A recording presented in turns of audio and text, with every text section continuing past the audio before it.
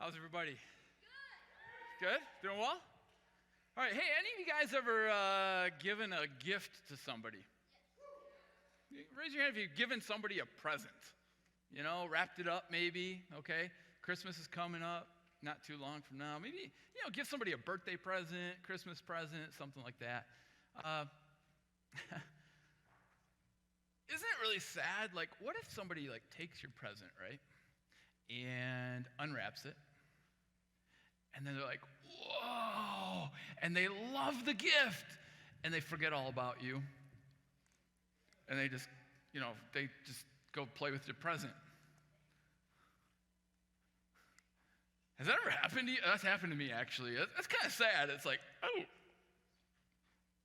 it doesn't make you feel very good, And I was just thinking about that while we were singing. I'm like, man, that's kind of what a lot of people do with God, I think, right? He gives us really good gifts, and we focus on the gift and don't really forget about him quite a bit. So we were singing this song, right? And that song said, "There's nothing better than you." Because there isn't. That's true. That's not just a thing that we say and sing, but is it really true? Do we really feel that way? Not just do we think that way, but do we feel that way? Yeah, that's what I was thinking about while we were singing, Do I really believe that there's nothing greater than you? Nothing greater than God. Well, today we're going to look at a lot of God's gifts, a lot of things that God made they're just amazing and wow. And they're all designed to point back to him. We're going to talk about what science reveals about God, and specifically the universe as a whole. Now, last week, right, we I'll give a brief review. Focus on, anybody remember what we focused on last week? DNA. Well, just shout stuff out. Physics. God is real. Proof. What? We also talked about how you were going to write an essay in college. Your science teacher told you can't write it because there's no scientific evidence that God exists. That's exactly right. You found scientific evidence that he existed and got an A. And I got an A on my paper. Okay, yeah. Yeah, we are not gorillas. That's right. All right. So, yeah, we learned a whole lot of stuff last week. All right. So, yeah, we talked about Darwin's theory of evolution and what it is, and random mutation, natural selection. We talked about what Darwin didn't know, because he did this theory, right, 160-something years ago. He thought a cell was a gray blob of goo with a little nucleus in the middle. That's it. That's not what a cell is. Okay. All right. So DNA is a complex digital code. Bill Gates, right? Bill Gates said that it is more complex than any software program any human has ever created. And that DNA code is inside of you and inside of me. It's crazy. So we got this code, and all codes come from where? A mind. Show me a code, World War II code, or, a United States government code, top secret spy code that came about from random. No, all codes come from an intelligent mind. And we got codes in every cell in our body. It's crazy. And then we looked at statistics and probability and how it is statistically unreasonable to think that randomness brought about all the creatures. I did my best to prove it in 30 minutes last week, as best I could. I at least laid forth a bunch of evidence for you guys to consider. Now, there's something about faith. I want you to remember something about faith. Faith is not just blind. It's not just a leap, right? Faith has reasons behind it. When Jesus rose from the dead, he gave many convincing proofs, the Bible says. There's reasons behind it. when you get into your car, you have faith that the car will get you where you're going. Usually it does, right? And you have reasons for that. You're like, well, my car has worked for me every day this week. I kind of think it's going to work again. You're sitting in a bench right now. All of you have faith that that bench is going to hold you up. You have reasons for that, okay? Faith has reason behind it, and there's science behind faith in God. So we're going to look at today what the universe tells us about God. Now, first of all, science gets a bad rap. And what I mean by that is a lot of people think that faith and science are against one another. But that's not really the case historically. All right, I'm going to share with you some historical important sciences. Have you guys ever heard of Copernicus? I'm seeing some nods, some no, okay? Copernicus, I got the dates there for you, 1473 to 1543, long time ago, math and astronomy. Same thing, Galileo. Anybody heard of Galileo? Some nods, some Kepler. They all did a whole lot of astronomy, okay? Robert Boyle, unfortunately, there's probably only maybe 2 of you in the room that's heard of Robert Boyle. He's a chemistry guy. There's Boyle's Law. He did gas chemistry and stuff. He's one of my favorites on the list so far. Isaac Newton. Isaac Newton. Okay, what did Isaac Newton do? Gravity. He discovered it. He didn't invent it. Thank you. That was good. He said discovered gravity. Please don't say he invented gravity. That's like everybody before him was just kind of floating around. No, all right, he discovered it, right? He described it, right? All right. Michael Faraday. He did electricity. So did James Maxwell. Electricity, magnetism. Anybody ever heard of electricity? 4 of you. Good. Louis Pasteur, right? Pasteurized milk.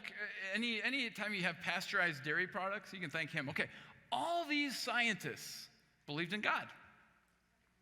Okay, you can see their dates there, and I don't mean to say like today. Today there's plenty of scientists that believe in God, me, and a lot of other people too. Okay, but Darwin had a big impact. All right, Darwin had a very big impact, and because of him, started to shift, and there were other factors too. I'm not going to blame it all on Darwin, but shift occurred in science away from God and toward what's called naturalism. No God allowed kind of thinking. Can you fill in the blank? Just shout it out. Reaction, yeah. Every action has an equal and opposite reaction. Anybody know who said it? Isaac Newton. Ding, ding, ding. All right, Isaac Newton. Okay? He's the one that invented gravity. No, he discovered gravity. Okay, just checking. All right? You know what else he did? He was calculating like the orbit of the moon around the earth. This is crazy. How many of you guys have ever had like a long math problem that took you a long time to do? Oh, yes. Well, Newton worked on a math problem. How long did he work on it for? 30 years, I think. And because to solve it, he had to invent calculus, or a sum of calculus, to solve the problem. And he's a brilliant guy.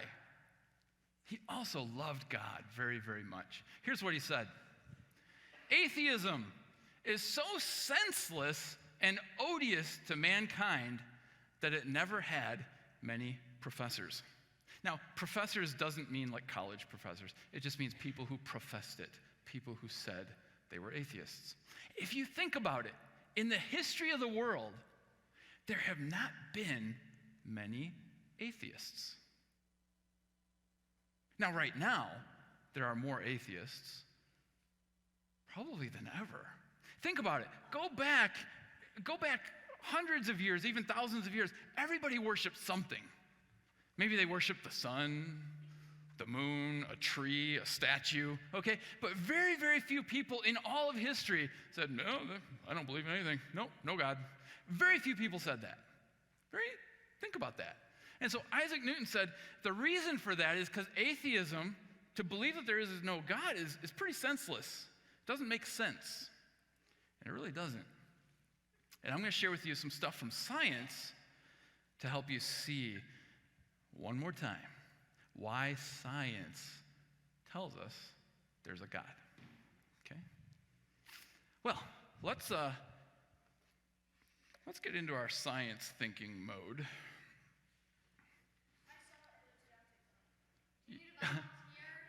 For this, I don't need a volunteer. But sorry, yeah. This is I made this myself from stuff at Home Depot and Hobby Lobby. Yeah, thanks. It's pretty cool. A little tube. It looks like what? A dog? Huh. Oof. All right, well, anyway. All right. These colored balls are all connected. Somehow. Well, maybe not they're all connected, but your job is to figure out how these are connected. By string. What I mean is the green ball connected to the red or the blue or the yellow? You know, that's your job. Now, you can't see it. You can't see inside this tube. But we can do some experimentation and you can kind of figure it out. Pull on it. All right, let's do that. Let's pull on this here.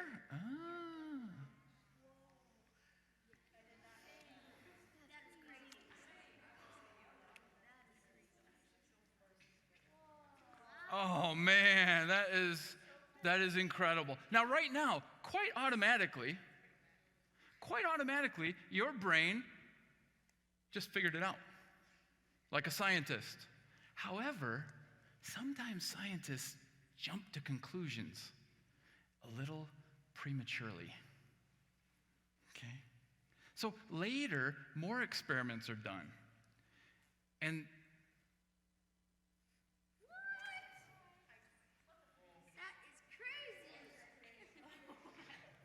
And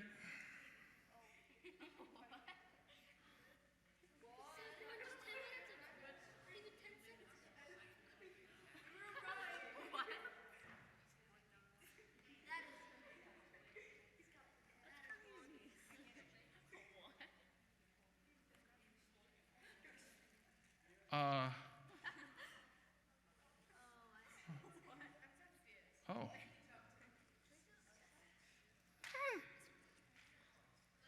Now we're thoroughly confused.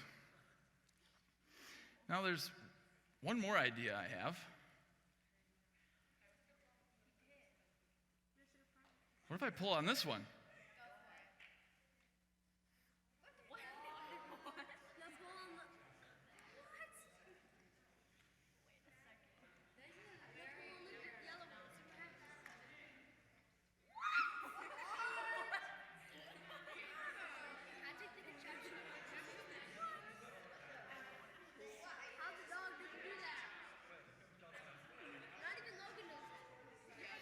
Okay, you guys are all in the scientific mindset now, all right?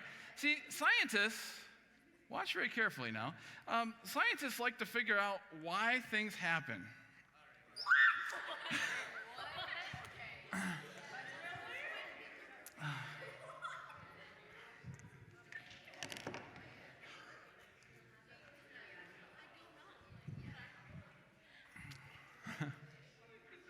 Scientists, they make observations. You know, they see something and they're like, whoa. And they want to figure it out, all right? And that's what they do. They do experiments. They pull on the strings, so to speak. That's their experiments. And sometimes they're right, sometimes they're wrong. And sometimes there's something so amazing that they ought to just kind of take a step back and go, this is a little above me. Well, the first thing I'd like to tell you about the universe is that it had a beginning. Now, you guys are probably like, you're a science teacher and that's all you're going to tell us, right? The universe had a beginning? Like, seriously? This is old news, Mr. Neal. Yeah, I know, this is old news. Okay. The universe had a beginning, but this is important. Very important. Because after Darwin, especially, late 1800s, early 1900s, you know what? Most scientists believed that all the stuff, matter, was just eternal. That's what they believed. Because, see, if it was eternal, they didn't have to explain how it got here. It's just always been here. Yeah, woohoo, right? And then they had their problem answered, right? So, you guys recognize this guy right here? Yeah, that's Einstein. Okay, this is in 1931. This guy right here, his name is Edwin Hubble. If you ever heard of the Hubble telescope before? Okay, some of you have. All right, that's Hubble right there. He didn't have as cool hair as Einstein, so he didn't get as famous. But you either have to have really cool hair or no hair to be famous. Anyway, Einstein is looking at some stuff, the stars and stuff out of a telescope with Hubble. And these are some other famous astronomer guys. And basically what Hubble is sharing with Einstein here, he's sharing with Einstein some evidence that the universe had a beginning. Before this, Einstein thought the universe was eternal. It took a while to convince him. But he then believed that the universe had a beginning. The reason he believed it was because of this thing called the red shift. The red shift. Okay? Now, I'm gonna explain to you what the red shift is. Okay, this is evidence that the universe had a beginning. First, though, you guys know what the Doppler effect is? I found this little picture. All right, if you're standing by a car, or no, okay, all right. You're standing by the side of a road, and a car drives by really fast. It sounds like, right? Yep. Right? Now, is that because, did the car noise actually change, or did it just sound like it changed? Just sound like it changed, yeah. If it's just sitting there, it's just, right? But if it's moving, it's, right? It's kind of weird, you know? Okay, so I have no idea if those sound effects are any good, but I'm trying, okay? Now, so if the car is moving fast, like right here, see these white circles? Those white circles represent sound waves, okay? So here's the car not moving. Here's the car moving. In front of the car, the sound waves get squished together, and it sounds higher in pitch. Behind the car, they get spread out. It sounds lower. That is the Doppler effect. That's what happens with sound waves. Well, guess what? Starlight, the light from stars, if the stars are moving away from the earth, the light waves get stretched, just like in the Doppler effect with sound. And if the stars are moving further from the earth, the faster they're moving, the more stretched out the light waves get. That's called the red shift. Here's a little picture of that, see? So these galaxies here, this galaxy is moving away from the earth. The bottom one is moving the fastest, and so the light wave gets stretched out more. That's called the red shift. Light is redder than it should be. And that means that if stars and universes are moving away,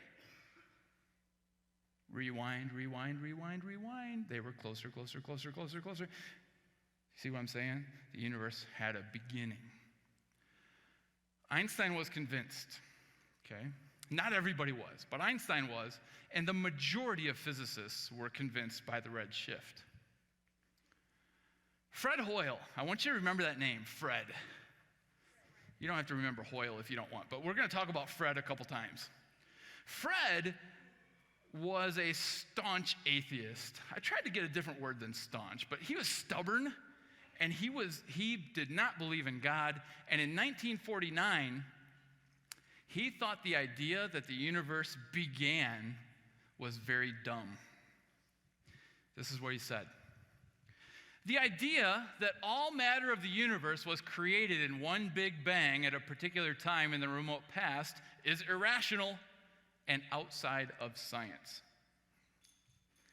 He was the first person to use the term Big Bang. This was on the radio in 1949. And the term Big Bang, have you guys heard of the Big Bang? Yeah. He was actually making fun of the idea. He was saying the Big Bang was irrational. And somehow that name just stuck. And now everybody calls it the Big Bang. He said the idea that all matter of the universe was created was irrational and outside of science. You see, he didn't want to believe in a beginning point of the universe, because then he'd have to explain how it got here, okay? Well, what is the Big Bang? The Big Bang kind of gets a bad rap because a lot of scientists try to write God out of the picture, okay? But what is a Big Bang? A Big Bang is an explosion. It's the beginning of the universe, is what scientists say. Universe. We're going to define the universe as all matter, energy, space, and time. And it all had a beginning. The scientists call that the Big Bang. Now, my question is, what caused the Big Bang? I want you to think about this for a minute. The Big Bang is not a very good explanation for anything. It just says there was a bang. What caused the Big Bang? Did a whole bunch of nothing all of a sudden explode for no reason and out popped everything? That sounds kind of dumb, okay? This is kind of why Isaac Newton might have said, atheism is a little senseless. The universe can't cause itself.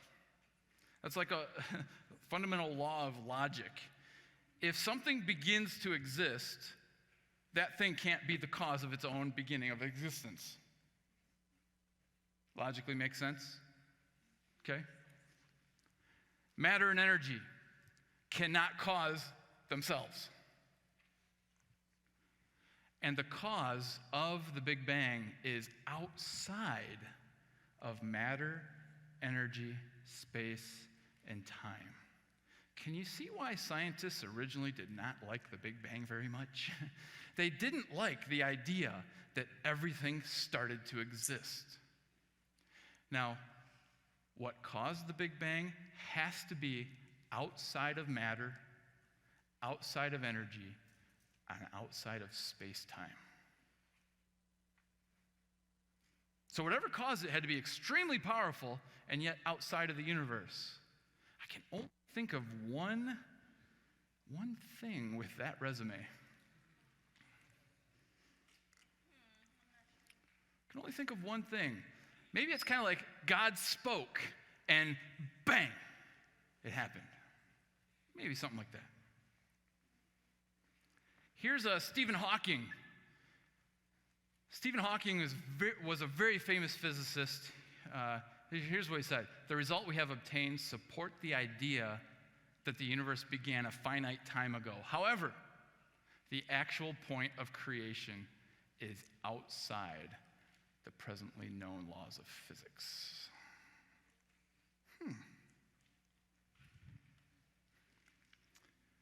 So, the universe has revealed that it has a beginning. 100 years ago, scientists were wrong. They were hoping it was eternal. The evidence points otherwise. Second thing, the universe is fine-tuned for life to exist. Fine-tuned. Fine-tuning. This is amazing. All right, look, check this out. What conditions make life possible? All right, you guys know this is the gravity equation. And I'm not going to spend a lot of time on it, but right now, can anybody dunk a basketball? Let me rephrase that. Can anybody dunk a basketball on a 10-foot rim? He can. I've seen him do it. With a chair. Okay. All right. Look. there's a big problem. The thing that Isaac Newton he discovered, not invented, right? The F is the force of gravity. M1 is your mass. M2, mass of the earth. Distance squared, distance between you and the center of the earth, okay? But this number G, that number G is called the gravitational constant. It's a little number, it's like a dial that tells you how strong gravity is going to be. And that number is the same throughout the whole entire universe. All these constants, and I'm not going to get into a whole lot of detail, but the mass of a proton, the mass of an electron, how strong the nuclear forces are, gravity, all these things you can think of like dials on a big universe-generating machine. And every dial, every single one of these things, the electromagnetic force, the charge on an electron, everything has to be set to the perfect dial, or life can't exist. Each one. Now you might think, wow, we lucked out. That's what scientists think. We lucked out. Whew! Because if any of these dials were not perfect, life would be impossible. Every single atom in your body would fly apart. It'd be very, very messy. Okay? Now, every dial. Now you might think, wow, that's lucky. It is. Each dial is about as lucky as winning the Powerball. Each dial, each one of these, the probability of getting each one correct is about like winning the Powerball. Now, if I went out right now and I won the Powerball today, you'd probably say, wow, that's lucky, wouldn't you? And what if I won it next week too? Stan's thinking, rigged, right? But what if I won it the week after that? And the week after, and the week after? Every week for about 5 or 6 months. Everybody would be like, how are you doing that? You would know there's something up. What if you were, this is kind of gruesome, but what if you were facing a firing squad and you had a blindfold on? And all these guys here, I could only get, I think I got like 13 soldiers here, but really there should be over 100. Let's just say there's 100 soldiers, okay? There's 12, okay, well, whatever. All right, so I got these soldiers here. Let's pretend there's 100, okay? I should have known. You guys are the fact-checking generation. And here you are with a blindfold, and all these guys are trained marksmen. And you're there, and you hear, you hear all these bangs, and then you're like,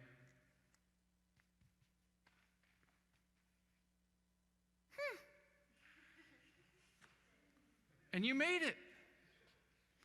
You would probably go, whew, I'm lucky. And hopefully, if you're at least a little curious, you'd go, how'd that happen? Like, what happened? Did they all miss on purpose? You would know there's something up. Just like me winning the lottery. Like twice, and Stan's ready to throw me in jail, okay? All right? So Fred Hoyle, remember Fred? I said remember Fred. He's the guy that said, the Big Bang, beginning of the universe. No.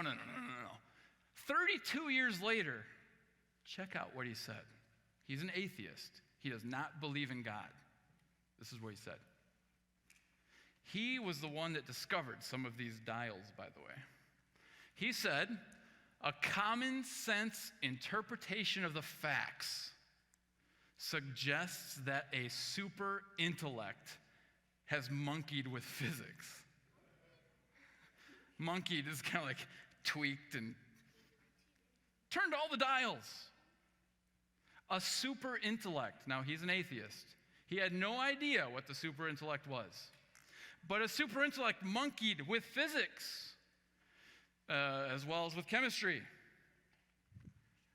and biology, right? And he says, the facts seem to me so overwhelming as to put this conclusion almost beyond question. As far as I know, this was 1981. This was 32 years after he coined the term Big Bang. He still was an atheist, and I don't believe he ever came to believe in God, even though he got close with the super intellect. So far we have looked at the fact that the universe has a beginning. You guys already knew that, but don't miss the fact that because it had a beginning, it had to have a cause. And you either believe a whole bunch of nothing. I don't know how nothing can explode. A whole bunch of nothing exploded to give us everything. Or you've got something else outside of matter, energy, space, time. Secondly, the universe is incredibly fine-tuned for life. All these dials, all the proton mass, gravitational constant, nuclear force. By the way, guys, do you know that protons are in the nucleus? Okay. In a minute, we're going to get there. All right. Origin of life. Now, the origin of life. Hey, there's carbon. This is my specialty right here. Carbon. 6 protons and 6 neutrons. Positive charges. Do positive charges like to be crammed all together really close? No, positive charges like to fly apart. Opposite charges attract. These positive charges with their neutrons, the positive protons and neutrons, are crammed in there so close together. Let me show you how close they are. This is my favorite football stadium. All right. Love the shirt. All right. If you were an atom, now if you're like the closest electron looking at the nucleus. The nucleus is right there at the middle of the M, and it's the size of a marble in the middle. And that nucleus has all the protons jammed in, and you are the closest electron from that view. What holds the positive protons together? Why don't they fly apart? Huh? It's not the neutrons. It's called the strong force. It's one of those dials. And those have to be just right, or atoms can't exist. But let's assume atoms can exist. And here's a 1969 textbook called Biochemical Predestination. It was written by Dean Kenyon and Gary Steinman. It became the best-selling college textbooks about how particles can self-organize and form proteins all by themselves. 1969. This is an amino acid, and each amino acid, the black is carbon, the blue is nitrogen, the red is oxygen, the gray is hydrogen. This whole thing right here is leucine. It's one amino acid. It is the yellow dots right there, there. Okay, this is a protein, and most protein have between 50 and 2,000 amino acids. Remember last week, there's the code in DNA that tells the amino acids how to make proteins in the right order. Remember, it's like Scrabble. Every single letter is one of these amino acids. And can you imagine how hard it would be to reach into the bag one at a time and end up with a sentence? Pretty hard to do. That's what has to happen. You have to end up with paragraphs, actually, all by chance. You got to remember, proteins cannot just form randomly. Oh, just any amino acid you want. No, it's like a sentence. You can't just do any letter you want. I mean, some of you like to spell that way, but you can't. Okay? So there's my sentence, and check it out. This book right here, I don't have time to go into the detail, but Stephen Meyer, in his book, Signature in the Cell, these pages 194 to 214, you can check out the calculations if you want. Dean Kenyon, the author of the most popular textbook, rejected his own theories in the late 70s because of these discoveries about the fine-tuning of the universe and how incredibly improbable it is for life to arise by chance. Well, the universe had a beginning. The universe has a cause. The universe is fine-tuned for life to exist. All those dials, all these constants. And the origin of life by random processes is statistically unreasonable. I'm sorry I couldn't get into the calculations. It's just really crazy, all right? It's worse. It's worse than winning the Powerball every week for like years. It's terrible, all right? It's not going to happen. I like the title of this book, I Don't Have Enough Faith to Be an Atheist. It's just too hard for me to believe that all this happened by chance. My scientific, mathematical brain won't let me. I'm going to end with a quote. This is Charles Towns. You've probably never heard of him, but he's the guy who invented the laser. Hey, speaking of lasers, I'm using one, okay? He invented the laser.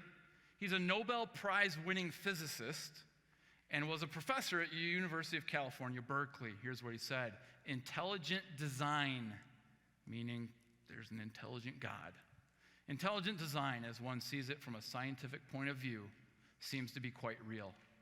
This is a very special universe. If the laws of physics weren't just the way they are, we couldn't be here at all. Well, that's what I have to share with you guys on physics. All right? Thanks. Very good. Very good, very good, very good. I appreciate you, my man. Knocked it out of the park. Very good. Let's give him one more round of applause. Thank you for blessing all of us. So we got 2 more minutes. Is there any questions? Does anybody have any questions